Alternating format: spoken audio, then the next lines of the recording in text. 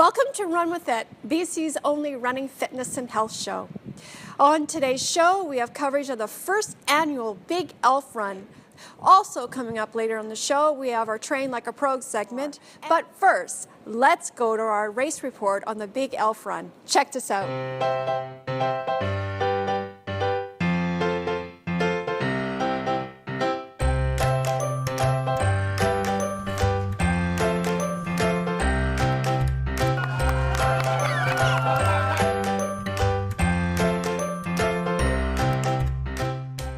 Big Elf Run is definitely keeping in the festive spirit of things and allowing an opportunity as well to help out the community at large while having a healthy and fun run.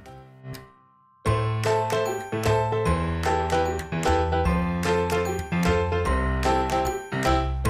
want to be in great shape in 2016, which was my resolution for 2013, 14, and 15, but this time I'm sticking to it. It is the first annual event, and so we're really excited about it. Of course, it's a lot of work to put together the first one, but we're certainly looking forward to going forward into making it an annual event.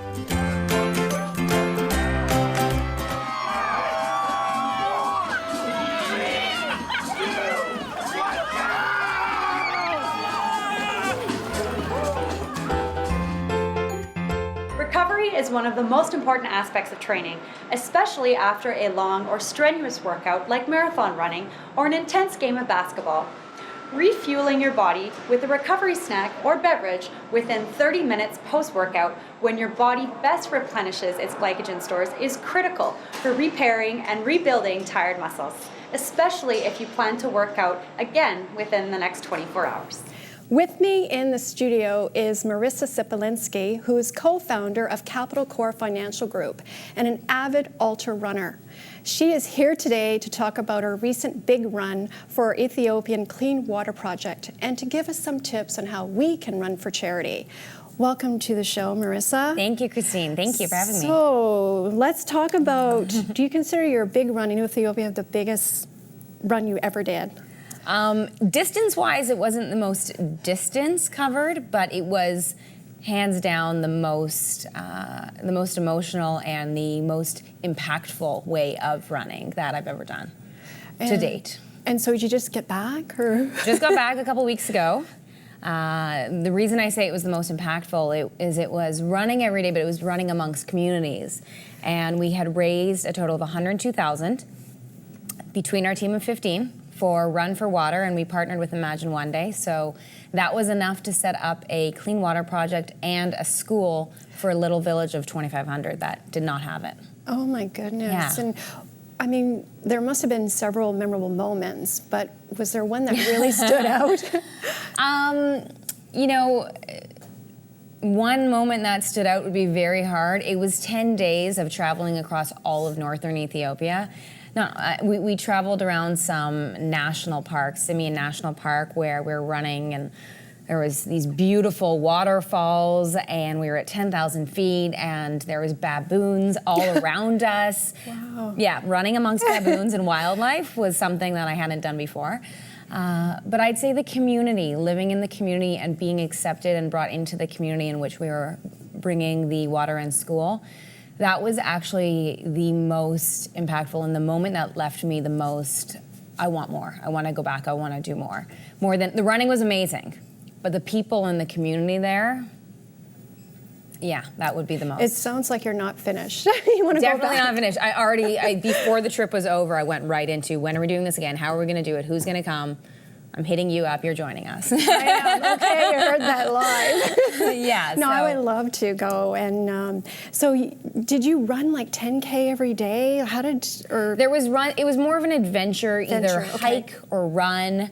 We were out there usually for a couple hours a day, depending. There was some days where we were out there for 3-4 hours because we went to, there's an area, it's Geralta, it's the mountains. Wow. And there's cave churches that are over 1,000 years old that are hidden up in the mountains. And you're climbing up pretty, I was scared. You're climbing up some pretty crazy exposed places. And so there was a lot of hiking. we were at altitude, so we're at between 9,500 and 10,000 on some of those days. We were at 10,500 one day, which running at that altitude is hard. Right. It's more difficult, I should say. But we had an amazing team. Everybody was very focused and very present with the communities, and we met some amazing people. And they joined us for a lot of the runs and the adventures, and we went at different paces. We ran with different people, and Yes. yeah. And there was a race there, 40,000? Is that Great correct? Ethiopian Oh my goodness. 10K race, 40,000 people. Haley Gebrselassie, who's an Olympian, had started it many years ago. We actually had the privilege of meeting with him the night before the race, which was Awesome. amazing. You got your picture taken? Yes, of course. I was a little starstruck. It was exciting. And then we ran in that as a team, and it was amazing. I'll show you photos, but all of us in the green and yellow shirts, you look out, and it was just 40,000 people, everyone wearing the same shirt, with this energy that I can't explain. We've done the Sun Run, which is, next largest to that in terms of my experience of larger races, but this was hands down the most amazing 10K race I've ever done. Oh my goodness. And, Yeah. someone wants to follow in your footsteps, like I'm going now. Okay? How do You didn't know that yet, but you're joining next time. I'm kidding. Yeah, but Maybe. tips. Well, I'll go. Tips. So tips, Okay. for charity giving. How do we... You know what? Everyone's got different things that they care about. We help at our business. What we do is we work a lot with people who are saying, how can I get involved? I want to include charitable giving into my financial plan. And we'll help people oftentimes look at what are the causes that you care about? What do you feel emotionally connected to? Oftentimes, it might be Canadian cancer. Maybe they have an experience with cancer in the family. It might be the Vancouver East Side. There's the Covenant House for homeless youth. There's the food programs. There's some amazing programs out there. And so we help people connect with the programs and the charities and the causes that they care about. And then, if you're active and you've got the ability to run, it could be 5K, it could be 10K, it could be a marathon, run for a cause. And Attach the two. And it's easy to do. You're running anyways if you run, so why not run for a cause? So, and I look at Ethiopia, and for me that was an opportunity to explore one of the most beautiful places I've ever been to, and I had no idea that Ethiopia looked like that. I had no idea it was going to be Lush green, and it's just... It was like, I honestly felt like it was the Grand Canyon meets this Lord of the Rings type with the African safari, and it was unreal. So, if you can find ways to explore geography and places of the world like that while giving back, it's the best way to do it. Why not? And there are several local runs here that you can join. Many local runs here. A lot of them are attached to different causes. I'd say find a distance that works for you. It could be 5K. It could be an ultra marathon. And figure out which cause you care about and just connect the two and get involved. And don't be intimidated. We raised $102,000, which was enough to set up the school and clean water. And some people think, oh, I can't do that. I can't raise $100,000. But you can. It doesn't even have to be 100. It could be 1,000. It could be 2,500. Join a team. Join a team. That's another way to do it. Well, And don't be so afraid. no, well said. So I'll be joining your team. I look forward to it. Thank you, Marissa, for Thank coming you. on.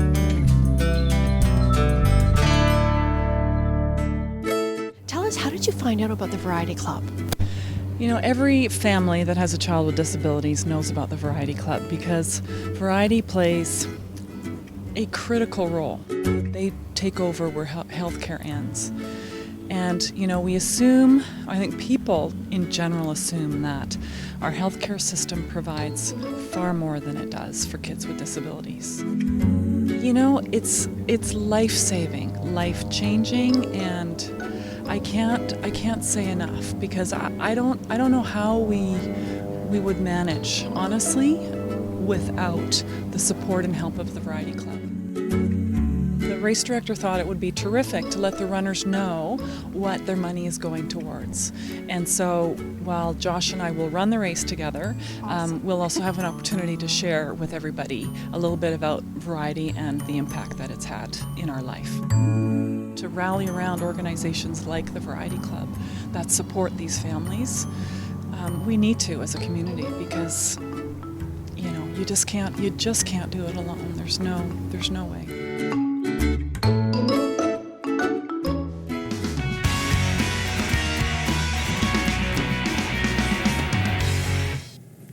With me in the studio are two special guests. Dr. Wilbur Kelsick is a sports medicine and rehabilitation chiropractor. He is the clinical director at Max Fit Movement Institute and has worked with Canadian Olympic teams as a member of the official medical staff for over 18 years. And we have Olympic gold medalist and two-time world champion sprinter Robert Esme, who has extensive experience as a sports trainer. Robert is known as a speed doctor. Esme is now developing conditioning programs for running as it relates to any activity, competitive sport, or social endeavor. Welcome to the show, gentlemen. Thank you for having us. So, at the Max Fit Movement Institute, you provide a workshop called Teach Me to Run, but teach me how to run. So, and that's where you're here with many runners out there running right now. Tell me how important it is to run well and efficiently. Well, I mean, running is a whole body movement, and it's not as many people think it's a segmental that you run with your arms or you only run with your legs. It's the entire body is involved, and that's just because of the way your body is constructed, the whole fascial net. Your body is a web of tissue that's all connected from your head to your toe, as they say. So running involves every segment, and our program, Teach Me to Run, is geared towards showing people how to utilize that system, that body system, that entire whole body system in running, to make them more efficient and to make them more effective in getting from point A to point B, because that's what you do with running. You want to get from point A to point B. And less injured. And less injured, Yeah. and to decrease the injury. Yes. That's definitely. So the program is very comprehensive for the layperson, for the professional runner, and also for coaches, or for any type of running sport, whether you be basketball, soccer especially. You know, it involves a lot of running. Hockey. Hockey, for people who can teach you skills, because hockey players do run to maintain fitness, you know, so wrestlers, boxers, and if you can teach a proper running technique, we strongly believe we also can decrease your injuries and make you more effective in what you want to achieve. Mm-hmm.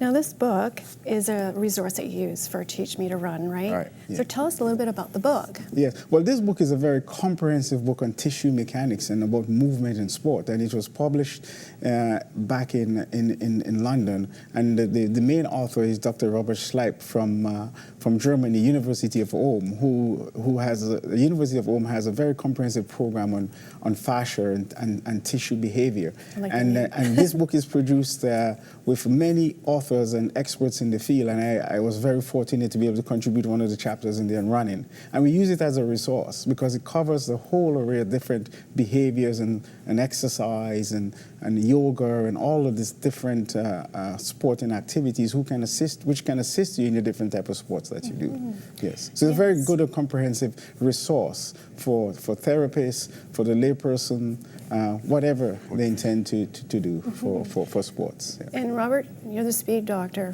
What would I learn when coming to your workshop? Pretty much it's going to be a series of stuff because you have to actually break down the biomechanics, the education, the nutrition, and by doing that, you learn a quick, sort of a condensed version in a 2-day workshop, and then it leads into a series of cleaning those behaviors up, cleaning up your technique, breathing, alignment, foot placement, stride distance, stride length, stride rate, all that combined over a period of time.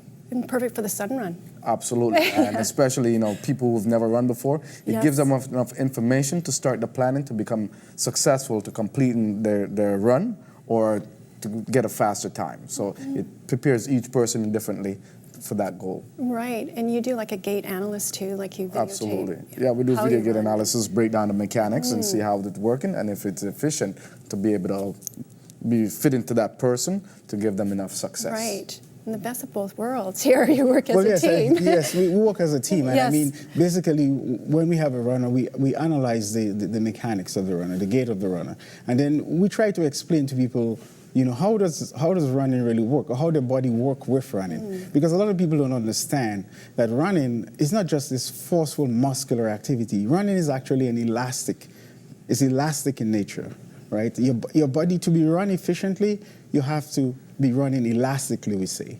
And the body is set up for that. If you look at the foot, for example, the foot behaves like a big spring that stores energy, you know. And when you press on it, it loads the spring like a spring, and then when you release it, it propels you forward. That's basically what happens in running. And you know, in your foot here, if you look at the Achilles tendon, which runs down in the back here of the foot, you know, stores about 35% of energy, and when you release it, it propels you forward. You know, it's very important concept, and the muscles and everything in here stores about 17% of energy also in terms of releasing energy and propelling it forward. Your gluteus maximus, you know, your hips. These are all important concepts in terms of running. If you look at the pelvis, this here is a huge elastic ring. It has a lot of ligaments. If you look at the very thick ligaments in the back here, and these store energy just like an elastic band. So when you stretch and you move your legs, they store energy and they release energy and it propels you forward. And running is not just about muscles, as people think it is.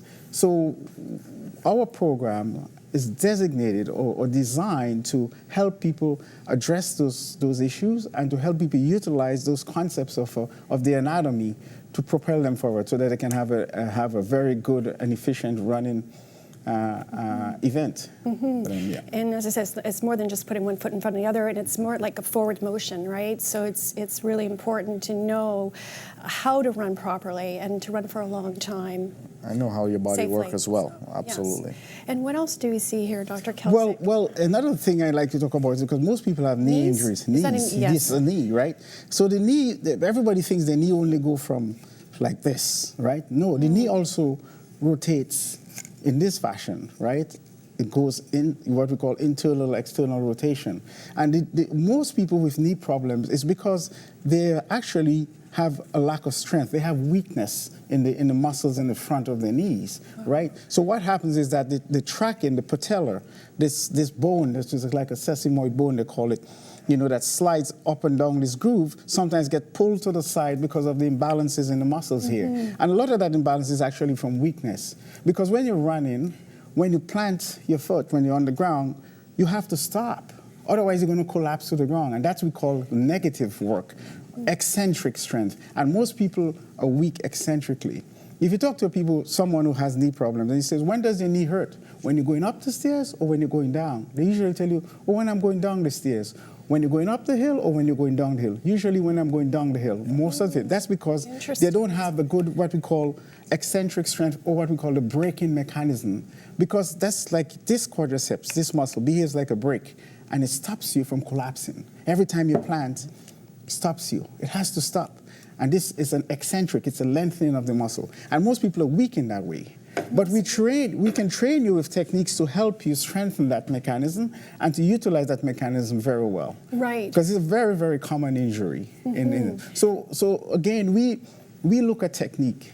It's the most important thing. It's not just about treatment. We look at technique. How can we perfect your technique to help prevent injuries? And that's what the workshops are geared That towards. is why we're excited, because of the DVD. Nothing have ever been on the market like this, where you have the athletic and the brains and the knowledge of the medical side combined and teach you all the process. That's why we enjoy making that DVD. It's going to be nothing like ever been done before by any running network. That's why it's coming to you very shortly. I want to thank you very much for coming back, coming on the show, rather. I'd like to have you come back.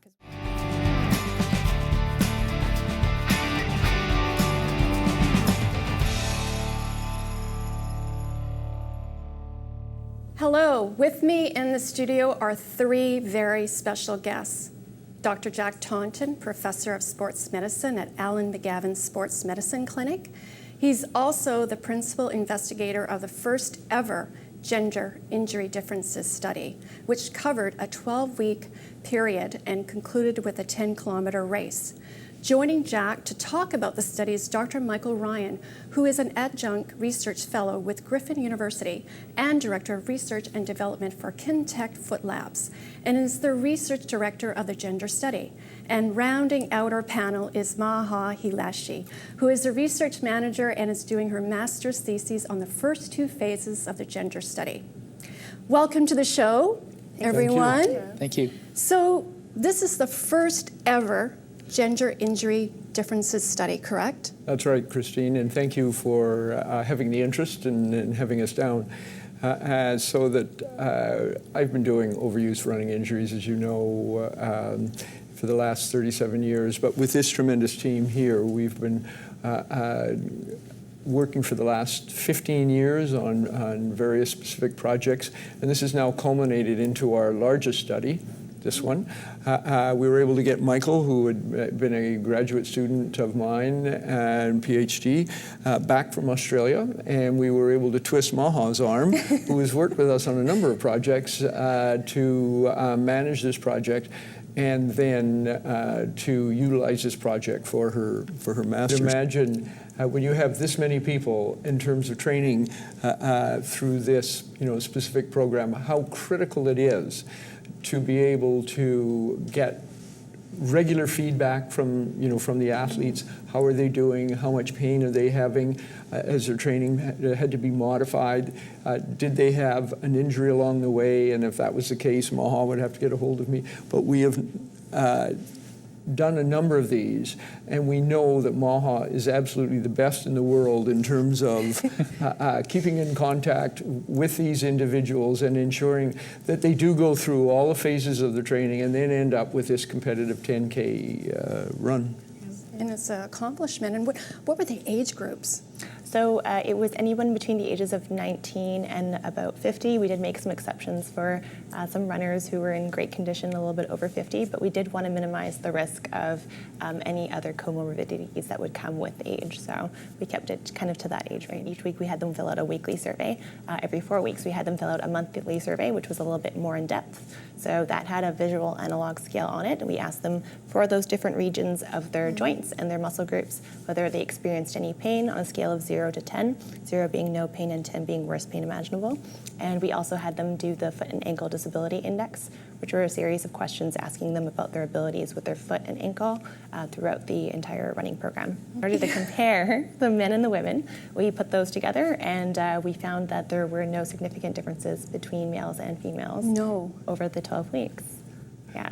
Was that a surprise? It was. It was a surprise. It was. Any surprises? It appeared that we were seeing in the early phase of because we've now been doing this for over 30 years, that at the beginning we may well have identified that women were. But now as women are stronger, they're participating more, where we look at the graphs in terms of male and female participation. The females are like that. The males have sort of come out and sort of leveled off. What of these factors? Is it your balance? Is it your strength? Is it your flexibility? Is it your previous training?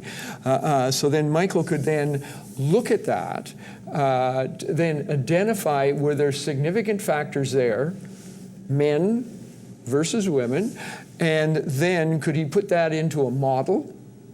And then ultimately, could we then do that? The third phase we were talking about was the injury prevention, and Michael, maybe you can take us through that now. Sure. I think it's probably worth clarifying here as well when we talk about we hypothesized in the first phase of the study that women would get more injuries because we thought there'd be anatomical differences that might lead to a greater number of injuries. What we actually found happened was that as we know from earlier work that we had done with that 2,000 runners that I poured through laboriously in Jack's clinic when I first started working, that it seems that women and men have just a different set of injuries. And so they tended to get injured in different areas. And the outcomes from this first phase was interesting to suggest that women don't get more or less injuries than men. It's just simply that they have possibly they get injured in different areas. And that's why that work that Maha did was so important, because if we didn't have all of that initial data when these individuals started the study, we wouldn't be able to model this statistically. And so it turns out that it's very important to look at, especially for women, and that was the other interesting thing, that we were able to explain more of the variation in pain in women and a lot less in men. So in this perspective, men are more mysterious in terms of why we get pain in various locations. But I think it's good and it's practical that we have the ability to explain more variation in women, because as Jack alluded to, there's a lot more women enrolled in running events now. There's a lot more women registered in training events.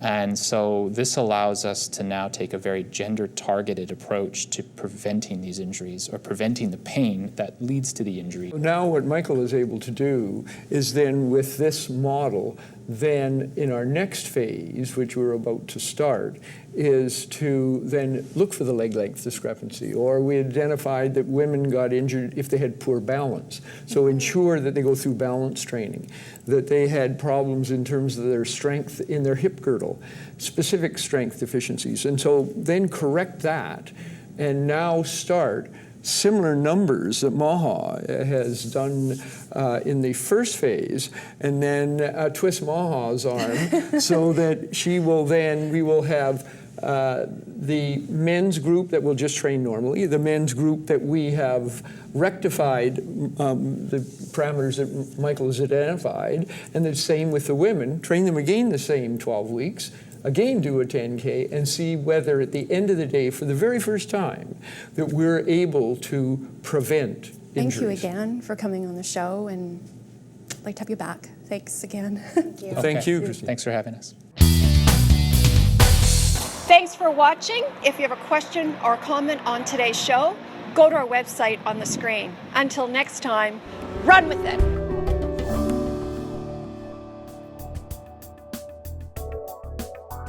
To learn more, visit poweredbychocolatemilk.com. Call the Vancouver Sun Run at 604-689-9441 for more information, or visit us online at www.vancouversunrun.com. Run With It is sponsored by Be Well TV, Capital Core Financial Group, Fortius Sports and Health, Hype Hair, Mallory's Fashion Network, Nike Canada, Powered by Chocolate Milk, and Vancouver Sun Run, presented by Blue Shore Financial.